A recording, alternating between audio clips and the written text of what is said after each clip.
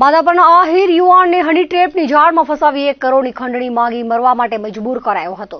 પશ્ચિમ કચ્છમાં હની ટ્રેપના વધી રહેલા કિસ્સા વચ્ચે તાજેતરમાં નખત્રાણા તાલુકાના અમરગઢના યુવાન પાસેથી 33 લાખ રૂપિયા પડાવી લેવાયા હતા। તેવામાં ભુજના વધુ એક યુવાનને હની ટ્રેપની જાળમાં ફસાવી 22 લાખ રૂપિયા પડાવી લેવામાં આવ્યા હતા, જેમાં કોંગ્રેસના નગર સેવક સહિત 5 લોકોની સંડોવણી ખુલી છે। મળતી વિગતો મુજબ ગત 17 નવેમ્બર 2024 થી 2 ફેબ્રુઆરી 2025 દરમિયાન આ ગુનાને અંજામ આપવામાં આવ્યો હતો, જેની શરૂઆત હિલ ગાર્ડનથી થઈ હતી। ભુજના ખાટકી ફળિયામાં રહેતા મહેબૂબ શબ્બીર ખાટકીએ આ બાબતે ફરિયાદ નોંધાવી હતી।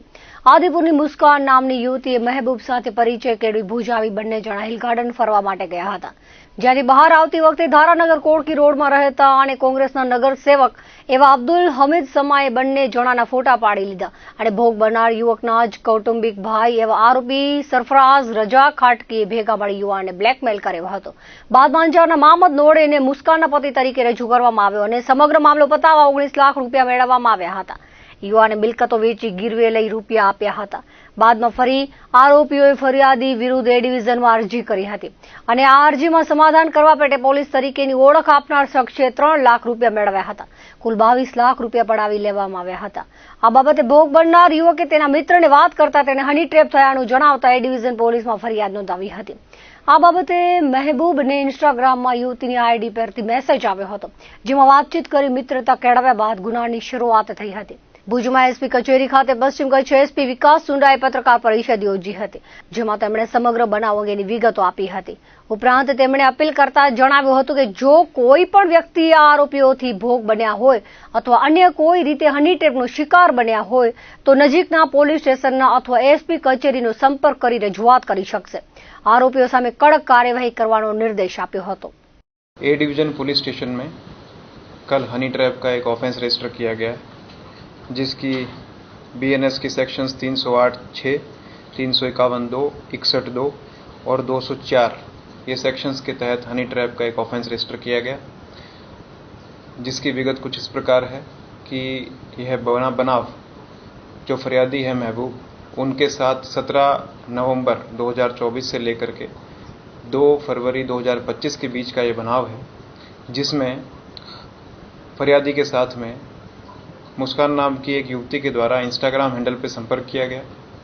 संपर्क करने के पश्चात उनको एक लोकेशन पे बुलाया गया और वो उस लोकेशन पे पहुंचे। पहुंचने के बाद उन्होंने साथ में चाय नाश्ता किया।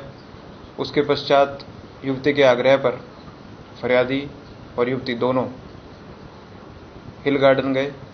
हिल गार्डन से निकलते हुए युवती और उसके जो अन्य आरोपी हैं उनके द्वारा जो षड्यंत्र रचा गया था, उसके तहत फरियादी की युवती के साथ फ़ोटोज़ खींची गई और फ़ोटोज़ खींचने के पश्चात फरियादी को 17 नवंबर 2024 से लेकर के 2 फरवरी 2025 तक अलग अलग समय पर अन्य जो आरोपी हैं, जिसमें मुख्यतः अब्दुल हमीद समा जो धारानगर कोटकी रोड भुज के निवासी हैं, सरफराज रजा खाटकी और एक अन्य आरोपी हरी सिंह धनुबा जाडेजा, इनके द्वारा समय समय पर कॉल किया गया और इनसे 19 लाख रुपए की मांगनी की गई।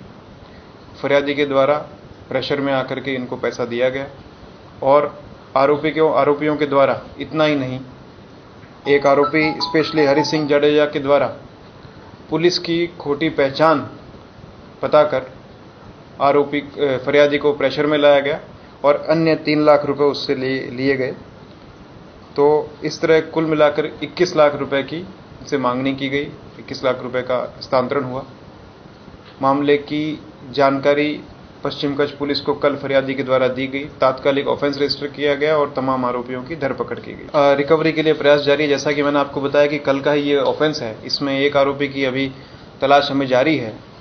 स्पेशली वो युवती अभी हमें मिली नहीं है, लेकिन मीडिया के आग्रह पर हमें उनको ये सूचना थोड़ी जल्दी प्रोवाइड करनी थी। उस युवती की तलाश के लिए हमारी टीम सक्रिय है। आगे की इन्वेस्टिगेशन चल रही है। उसमें उसने झूठे तरीके से ये बताया कि मैं पुलिस विभाग से बोल रहा हूँ।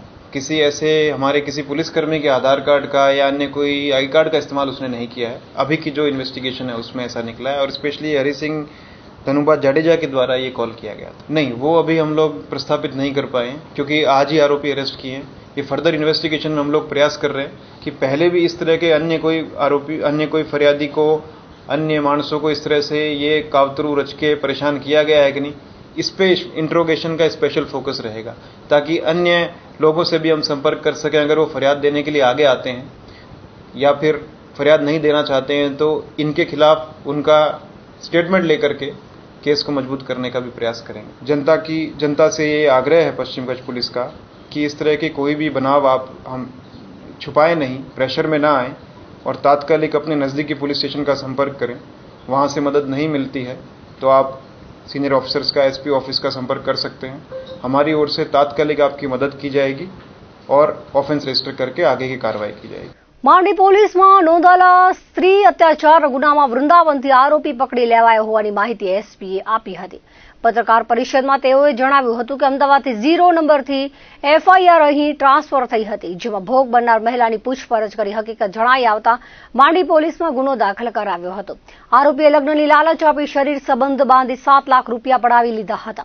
રેપ વિથ વિશ્વાસઘાતના ગુનામાં માંડવી પોલીસ વૃંદાવન જઈને આરોપી મૂળ રાજસ્થાનના કોટાના હર્ષિત ઉર્ફે હર્ષ જગદીશ પરેતાની ધરપકડ કરી છે। वो मांडवी पुलिस स्टेशन में हमने रजिस्टर किया है। ये बनाव की जानकारी इसलिए ज़रूरी है कि अहमदाबाद से 0 एफआईआर के तहत ये कागज़ हमें प्राप्त हुआ, जिसमें एक रेप के ऑफेंस की फरियाद थी, रेप विद विश्वासघात, जिसमें पैसे की लेन देन हुई। तो मामले की गंभीरता को देखते हुए तुरंत 0 एफआईआर पे काम करते हुए मांडवी पुलिस स्टेशन में हमने ये ऑफेंस रजिस्टर किया। ऑफेंस की कुछ विगत मैं आपको शेयर करता हूं, जिसमें महिला को शादी का झांसा देकर के अहमदाबाद में उसके साथ शारीरिक संबंध स्थापित किए गए और उसके बाद उसे मानसिक रूप से टॉर्चर करते हुए उससे 7,14,000 के आसपास के पैसों की मांगनी समय समय पर की गई, जो कि महिला के द्वारा उस व्यक्ति को, आरोपी को ट्रांसफर भी की गई। आरोपी का नाम है हर्षित उर्फे हर्ष सन ऑफ जगदीश परेता, जो कि मूलतः कोटा का निवासी है, लेकिन वर्तमान में वो वृंदावन में रह रहा था। तो इस बेस पे ऑफेंस रजिस्टर किया गया और तात्कालिक टीम वृंदावन रवाना की गई। लकीली टीम को वहाँ पे सफलता मिली। एक गेस्ट हाउस से हम आरोपी को पकड़ने में सफल हुए और उस आरोपी को आज हम आपके सामने प्रस्तुत करेंगे। तो ये एक स्त्री अत्याचार के संबंध में सरकार के जो नए कायदे हैं और 0 एफआईआर को लेकर के जो एक कड़ी सूचनाओं का जो एक सरकार के द्वारा निर्देश दिए गए समय समय पर, उनका सही तरीके से उपयोग और उससे मिलने वाली सफलता का ये एक उदाहरण है कि 0 एफआईआर मिलने के कारण हम तात्कालिक उस फरियादी का संपर्क करने में सफल हुए, तात्कालिक फरियाद रजिस्टर की गई और लकीली आरोपी हमें जल्दी से जल्दी प्राप्त हो गया। इसीलिए इस एफआईआर की सेंसिटिविटी को देखते हुए और आरोपी फरार ना हो जाए, इसके लिए मीडिया से भी हमने इस एफआईआर को थोड़ा देरी से शेयर किया और महिला के आग्रह पर ये एफआईआर आपसे शेयर नहीं की गई। तो ये एक 0 एफआईआर का एक अच्छा उदाहरण था, इसके लिए ये आपके सामने रखा। राज्य पोलीस वડા દ્વારા સામાજિક તત્વો સામે 100 કલાકમાં લિસ્ટ બનાવી કડક કાર્યવાહીની સૂચના અપાઈ છે, ત્યારે પૂર્વ કચ્છ પોલીસે 1900 શખ્સોની યાદી બનાવી છે।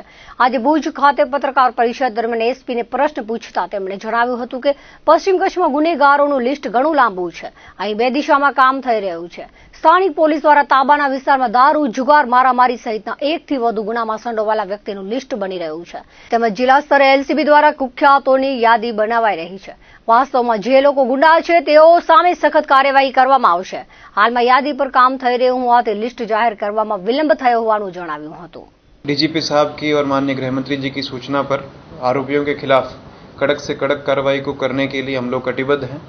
और जैसा आप जानते ही हैं कि वारंवार गुनाह करने वाले जो आरोपी हैं उनकी सूची बनाने की एक निर्देश हमें दिया गया है। इस पे हम 2 स्तरों पे काम कर रहे हैं। एक सेंट्रलाइज्ड लिस्ट बना रहे हैं जो क्राइम ब्रांच की ओर से बनाई जा रही है। दूसरी थाना स्तर पे एक और सूची बनाई जा रही है, जो थाने के लेवल पे जो शरीर संबंधी और मिल्कियत संबंधी एवं अन्य प्रकार के गुनाह वारंवार करने वाले गुनहगार हैं, उनकी एक थाना स्तर पर अलग सूची बनाई जा रही है। अभी 1 से ज़्यादा अगर गुनाह किसी व्यक्ति ने किए हैं तो उनको इस सूची में डाला गया है, परंतु हम इस सूची पर काम कर रहे हैं कि वर्तमान में सक्रिय गुनहगार कितने हैं, क्योंकि सूची बहुत लंबी है। उसका कारण यह है कि एक से ज़्यादा गुनह करने वाले में बुटलेगर भी हैं, जुगारी भी हैं, शरीर संबंधी, मिलकियत संबंधी एवं अन्य प्रकार के गुनहगार भी उसमें आ जाते हैं, जो हमारा डेटा है उसके कारण, ट्रैफिक वायलेशन के भी। तो इसके कारण उस सूची पे हम लोग काम कर रहे हैं। और जो वास्तव में गुंडा प्रवृत्ति के लोग हैं, असामाजिक प्रवृत्ति के लोग हैं, जिनके लिए समय समय पर पासा, तड़ीपार जैसी गतिविधियां, जैसे प्रयास हम पश्चिम कच्छ पुलिस ने समय समय पर किए हैं, गुत्सी टॉक का ऑफेंस रजिस्टर करने के लिए प्रयास किया है, ऑर्गेनाइज्ड गैंग के सेक्शंस लगाने का प्रयास किया है, उन सब स्तरों पर हम लोग वर्कआउट कर रहे हैं, ताकि जो निश्चित रूप से एक सेंट्रलाइज स्तर पे जो काम करने की आवश्यकता है जिला स्तर पे, वो क्राइम ब्रांच के लेवल पे, हमारे ऑफिस के लेवल पे होगा। और बाकी थाने लेवल पे एक अलग से हर एक थाने में अलग सूची बनाई जा रही है, जिसके बाद उन पर बेल कैंसिलेशन की, अन्य उनकी जो गैरकानूनी गतिविधियां हैं, अन्य जो कहीं पर उन्होंने गैरकायदेसर बांधकाम किया हुआ है, प्रिवेंटिव एक्शंस की कहां कहां पर रिक्वायरमेंट है, पासा की आवश्यकता है, तड़ीपार की आवश्यकता है, तो उन सब स्तरों पे हम काम कर रहे हैं। अभी उस सूची को रिफाइन करने की आवश्यकता है, इसलिए मैंने आप सभी से थोड़ा ज्यादा समय की मांग की। जैसा मैंने आपको बताया कि जो अगर एक से ज्यादा गुनाह करने वालों में है, उसमें सभी तरह के गुनहगार आ जाते हैं, इस कारण वो सूची काफी लंबी होगी, जैसे पूर्व कच्छ का आपने मेरे को बताया। तो उस सूची को रिफाइन करने की अभी आवश्यकता है, तो उस पर हम काम कर रहे हैं, ताकि जो लोग वास्तव में इसके हकदार हैं उन्हीं पर ज्यादा काम किया जा सके। बाकी लोगों पर प्रिवेंटिव एक्शन तो समय समय पर हम लोग लेते ही हैं।